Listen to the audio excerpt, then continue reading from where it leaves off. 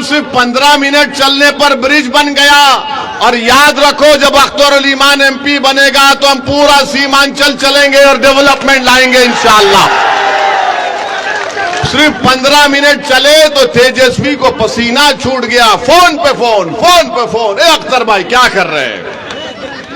वो काम शुरू हो गया तो डॉक्टर जावेद 1.5 लाख किलोमीटर चलकर भी कुछ नहीं कर पाए। हम 10 मिनट चल के आपको ब्रिज लेकर आए।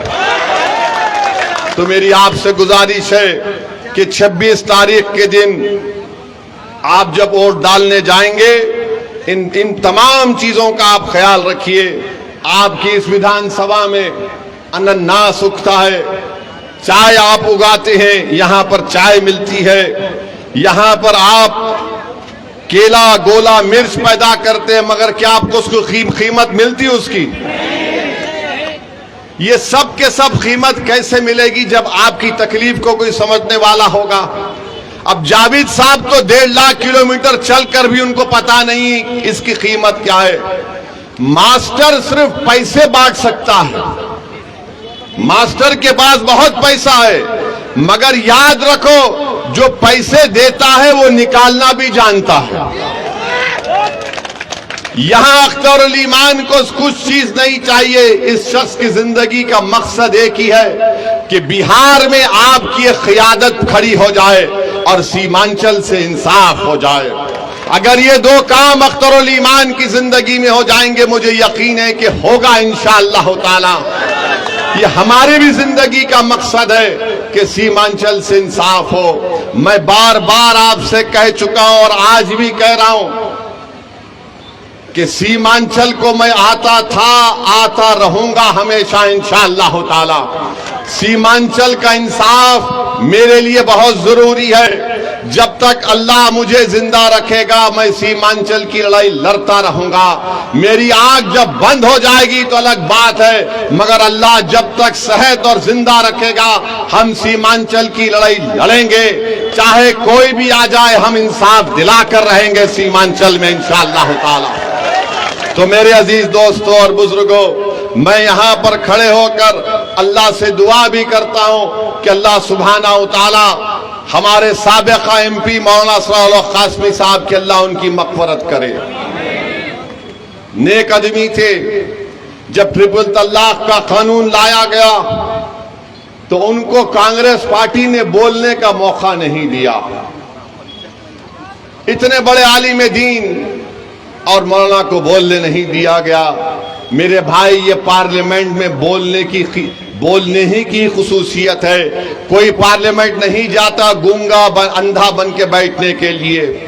पार्लियामेंट में कोई जाता है तो आपकी तकलीफ को बयान करने के लिए जाता है। आपके इस इलाके में आप जानते हैं कि यहाँ पर 5-8 नदियों का पानी आता है, महानंदा, मेंची और कनकई। इसका हल कैसे निकलेगा मेरे भाई? इस विधानसभा में इतनी तकलीफ है, इसका हल कैसे निकलेगा? अख्तरुल ईमान को आप यहां से अपना नया एमपी बनाइए। हम आपसे वादा करेंगे इंशाअल्लाह ताला ये तकालीफ दूर होगी। आपके इस विधानसभा में पिपरी थान से बादल चौक की रोड है, रोड नहीं है, रोड नजर ही नहीं आती। कौन ये आपकी लड़ाई लड़ सकता है? सिवाय अख्तरुल ईमान के कोई नहीं लड़ सकता। और जो मास्टर है वो मोदी उसका मास्टर है और हम हर हाल में इनका साथ नहीं देना चाहिए।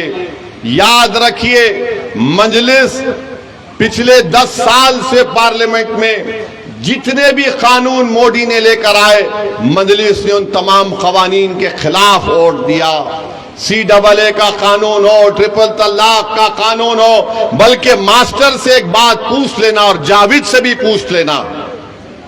पिछला पार्लियामेंट का आखिरी सेशन था तो हुकूमत नरेंद्र मोदी के पूछा कि 22 जनवरी को बड़ा तारीखी काम हुआ था, कोई तकरीर नहीं कर सका जो हम बेबाकी के साथ बता दिए। हमने पार्लियामेंट में खड़े होकर कहा था ये जावेद और मास्टर को चैलेंज कर रहा हूं, तुम इस चुनाव में खड़े होकर बोलो बाबरी मस्जिद जिंदाबाद, बाबरी मस्जिद जिंदाबाद, बाबरी मस्जिद जिंदाबाद।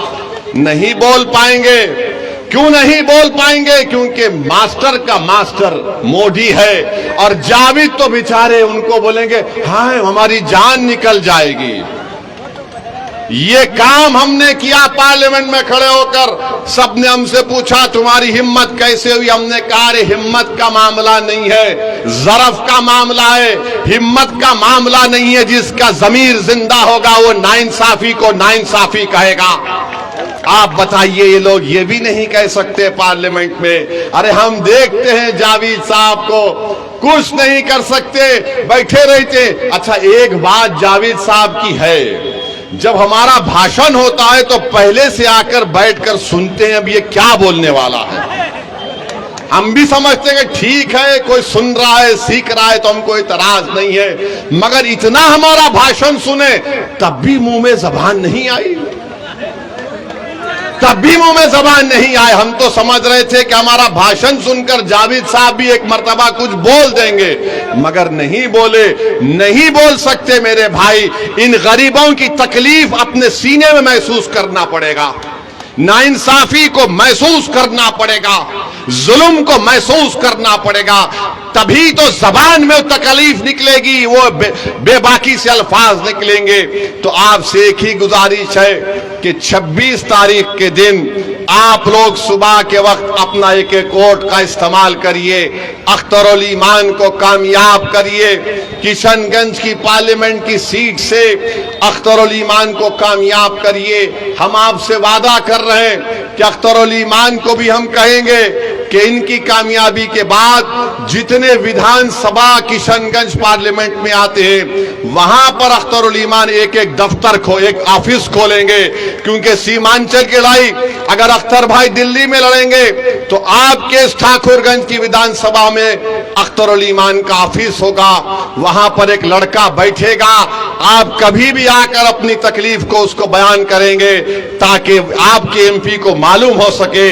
ये हम आपसे वादा करके जा रहे हैं। हम आपसे ये वादा नहीं कर रहे हैं कि अख्तरुल ईमान 1.5 लाख किलोमीटर चलेंगे। अख्तरुल ईमान चलेगा जरूर, और आपको भी साथ में चलना पड़ेगा इंशाअल्लाह ताला।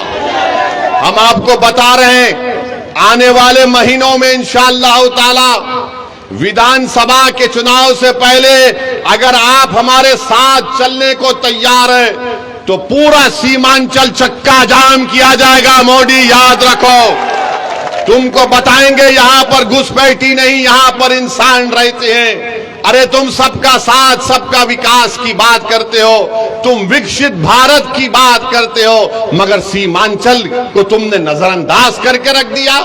10 साल में तुमने एयरपोर्ट नहीं बनाया, तुमने कोचा दामन में रेलवे स्टेशन नहीं खोला, तुमने बहादुरगंज में डिग्री कॉलेज नहीं खोला। तो मेरे भाई लड़ने वालों की जरूरत है, और अख्तरुल ईमान सबसे बेहतरीन आपका उम्मीदवार है। मैं पूरी सीमांचल की जनता से अपील करता हूं, किशनगंज की जनता से अपील करता हूं कि एक होकर आप लोग अख्तरुल ईमान को कामयाब करिए। याद रखिए, बीजेपी अगर दोबारा इख्तिदार में आएगी तो बीजेपी भारत के संविधान को और आइन को तब्दील कर देगी। बीजेपी इबादतगाहों के कानून को खत्म करके रख देगी। इसीलिए भी बहुत जरूरी है कि आप मुत्तहिदा तौर पर एक वोट को भी जाय मत होने दीजिए, और अख्तरुल ईमान को नहीं सीमांचल को कामयाब करिए, अख्तरुल ईमान को नहीं इंसाफ को कामयाब करिए, अमन को कामयाब करिए। अपने मुस्तकबिल को रोशन रखने के लिए पतंग छाप के निशाने पर बटन दबाकर आप बता दीजिए इन लोगों को जो हमारा वोट तो लेते हैं और हमारी पीठ में खंजर घोंपते हैं। यही चंद बातें मुझे आपसे अर्ज करना था। और याद रखो चुनाव 26 को खत्म नहीं होगा, चुनाव 26 को नहीं खत्म होगा। 13 को भी वोटिंग है, उसके बाद भी एक वोटिंग है, उसके बाद भी एक वोटिंग है, उसके बाद भी एक वोटिंग है। तेजस्वी यादव 26 को चुनाव नहीं खत्म होगा, मेरी बात तुम लिख के रख लो। अब यहां से चुनाव शुरू होगा तो सीमांचल की लड़ाई चलते रहेगी। हम आपका शुक्रिया अदा करते हैं कि आप यहां पर आए। 26 तारीख को पतंग छाप पर वोट देकर अख्तर भाई को चौथे नंबर पर अख्तर भाई का फोटो भी रहेगा, पतंग रहेगा। फोटो को मत देखिए, फोटो आपकी होगी। सिर्फ आप पतंग को देखकर बटन दबाइए और अपने इंसाफ के लिए और बीजेपी के बढ़ते कदमों को रोकने के लिए और पूरे भारत की नजरें किशनगंज पर लगी हुई है कि क्या यहां पर आप मुत्तहिद होकर एक फाल और हरकियाती शख्स को कामयाब करेंगे, या फिर आप खुदा ना खास्ता कहीं हम गलती ना कर दे तो बीजेपी ना निकल जाए। मेरे भाई, किशनगंज में मुकाबला अख्तरुल ईमान का मोदी से है, कांग्रेस तो रेस में नहीं है। इसीलिए हम आपसे अपील कर रहे हैं कि अपना एक वोट बैलेट के ऊपर जो मशीन पे चौथा नंबर है, हमारी मां और बहनों से भी अपील कर रहे, चौथे नंबर पर पतंग छाप पर बटन दबाकर आप अपने इत्तेहाद को कामयाब करिए और बिहार भी अपनी एक सियासी क़ियादत को खड़ा करके मजबूत कर दीजिए। बहुत बहुत शुक्रिया। अस्सलाम वालेकुम।